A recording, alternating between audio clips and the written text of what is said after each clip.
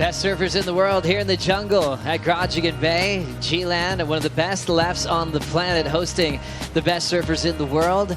Swell, small at the moment, but anticipated to build throughout the afternoon, and the wind should turn a bit more favorable once we get to the later stages. Joe Trappell with the defending G-Land champ Luke Egan for the call. Already got things started with Joanne Defay, Louis. Joanne, some beautiful top turns to start with, and this wave at a perfect speed coming around, another big out of the top.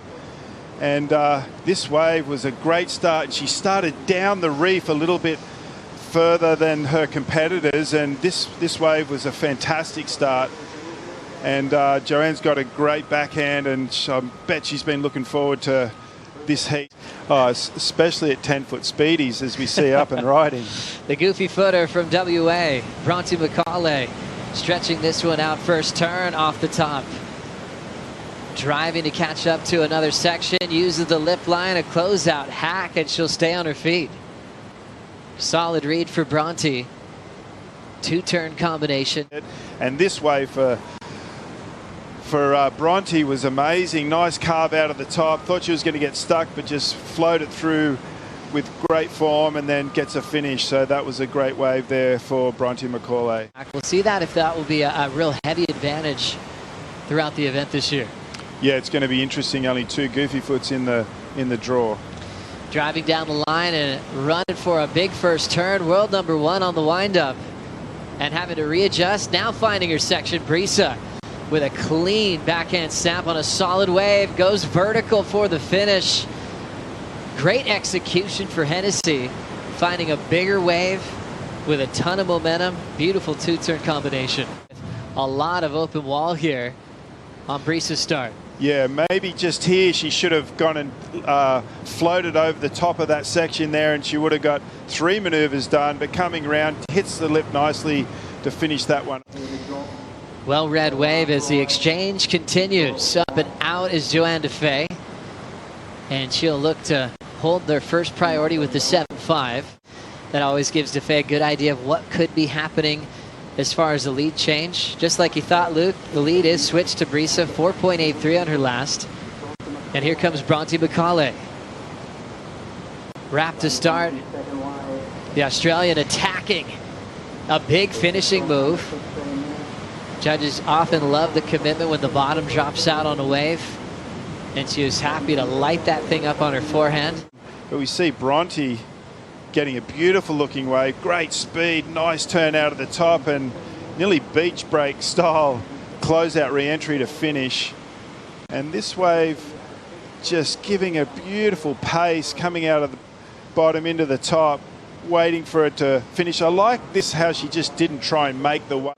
Back to Brisa here, Luke. Nice selection, little hit out of the top, waits for the next turn, gets it out of there, and for me, she's surfing a little bit to the score she needs, which is a little bit of a worry with Joanne Defay out there with priority now. But yeah, she's maybe could have gone a little harder on this wave, and I think that'll reflect in the score. But she is going to take the lead with that wave. We're so lucky we'll be discussing everything G-Land with you throughout this week. Bronte's still setting the pace, so Brisa needs a score here. Big hack to start for world number one. Nice hollow bowling section, drills it again, straight into a finishing move. Great read there for Hennessy, just chasing a 5.35. Brisa Hennessy, she'll be taking on the lowest seed in the elimination round if she doesn't get the win here, but she looks solid on that effort, Luke. As I said earlier, just nice, calm and collect. Wow, is that the score? She's surfed that wave pretty well, as we see, up and riding. Backhand snap to start for Defay. Backhand float in a short space. They both have that down, the regular footers in this heat, coming off a snap and just not going to the bottom and kind of getting that 2-for-1 in a really tight space. 5.35, she could get it. This wave just running off a little bit too quick for Joanne, but surfing it to perfection. And Bronte Macaulay with priority, as we see on the inside. Big blast there for Defay, and she will be weightless on the floater attempt. She goes down swinging. Defay stays in second. Brisa thought about a tube right here. Back to maneuvers, but she crushes that section. Hard off the bottom, big vertical, and she'll get tangled up on the landing. So she was coming down with those big turns. Important wave for Bronte. Vertical whip to start. Out in front of some clean water. Solid snap again. The goofy footer throws down a solid finish for a healthy 3-turn combo. Wow, Bronte Macaulay. Clutch moment there. 2 minutes 30 seconds to go. Back to Bronte here. Look at this wave, really steep, just bangs it out of the top, comes around. Perfect positioning for that turn.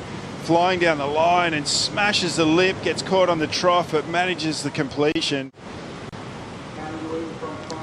Brisa 7.5 and a 6.33, looking dangerous as expected on her back end at G-Land.